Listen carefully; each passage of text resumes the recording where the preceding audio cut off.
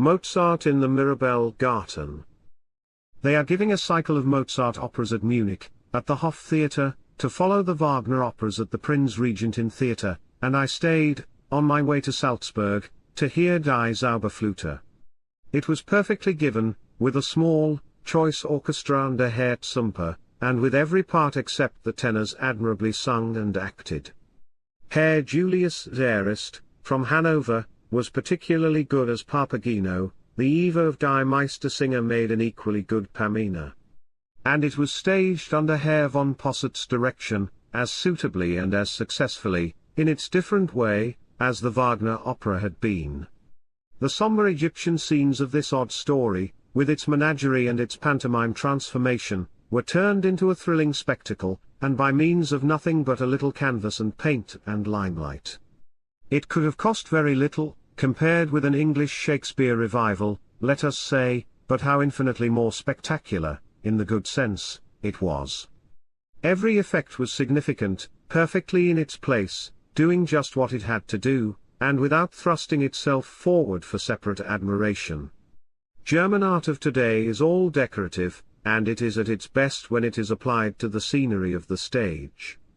Its fault, in serious painting, is that it is too theatrical, it is too anxious to be full of too many qualities besides the qualities of good painting. It is too emphatic, it is meant for artificial light. If Franz Stuck would paint for the stage, instead of using his vigorous brush to paint nature without distinction and nightmares without imagination on easel canvases, he would do, perhaps rather better, just what these scene painters do, with so much skill and taste.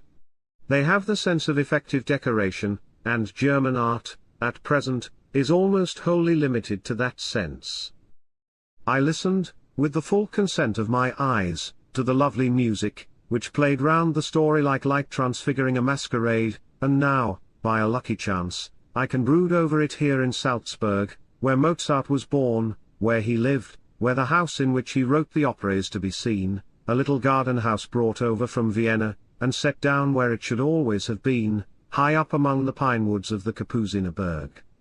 I find myself wondering how much Mozart took to himself, how much went to his making, in this exquisite place, set in a hollow of great hills, from which, if you look down upon it, it has the air of a little toy town out of a Noah's Ark, set square in a clean, trim, perfectly flat map of meadows, with its flat roofs, packed close together on each side of a long, winding river, which trails across the whole breadth of the plain.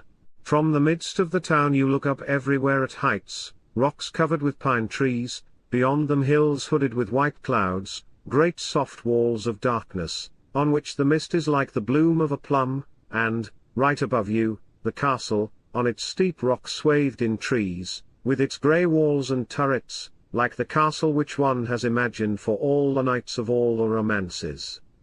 All this, no doubt, entered into the soul of Mozart, and had its meaning for him, but where I seem actually to see him, where I can fancy him walking most often, and hearing more sounds than elsewhere come to him through his eyes and his senses, in the Mirabell Garten, which lies behind the palace built by an Archbishop of Salzburg in the 17th century, and which is laid out in the conventional French fashion, with a harmony that I find in few other gardens. I have never walked in a garden which seemed to keep itself so reticently within its own severe and gracious limits. The trees themselves seem to grow naturally into the pattern of this garden, with its formal alleys, in which the birds fly in and out of the trellised roofs, its square-cut bushes, its low stone balustrades, its tall urns out of which droop trails of pink and green, its round flower beds, each of it a single color, set at regular intervals on the grass, its tiny fountain dripping faintly into a green and brown pool, the long, sad lines of the Archbishop's palace, off which the brown paint is peeling. The whole sad charm, dainty melancholy, formal beauty, and autumnal air of it. It was in the Mirabell Garten that I seemed nearest to Mozart. The music of Mozart, as one hears it in Die Zauberflöte, is music without desire, music content with beauty, and to be itself. It has the firm outlines of Dürer or of Botticelli, with the same constraint within a fixed form, if one compares it with the Titian-like freedom and splendor of Wagner. In hearing Mozart I saw Botticelli's Spring, in hearing Wagner I had seen the Titian scourging of Christ. Mozart has what Coventry Patmore called a glittering piece, to Patmore that quality distinguished supreme art, and, indeed, the art of Mozart is, in its kind, supreme. It has an adorable purity of form, and it has no need to look outside those limits which it has found or fixed for itself. Mozart cares little, as a rule, for what he has to express, but he cares infinitely for the way in which he expresses everything, and, through the mere emotional power of the notes themselves, he conveys to us all that he cares to convey, or, for instance, in those solemn scenes of the priests of Isis. He is a magician, who plays with his magic, and can be gay, out of mere pleasant idleness, fooling with paper genus as Shakespeare fools in Twelfth Night.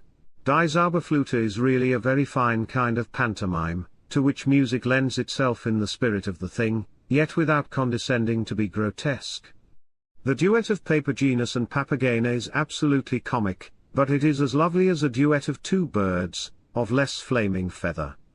As the lovers ascend through fires and floods, only the piping of the magic flute is heard in the orchestra. Imagine Wagner threading it into the web of a great orchestral pattern. For Mozart it was enough, and for his art, it was enough. He gives you harmony which does not need to mean anything outside itself, in order to be supremely beautiful, and he gives you beauty with a certain exquisite formality, not caring to go beyond the lines which contain that reticent, sufficient charm of the Mirabell Garten.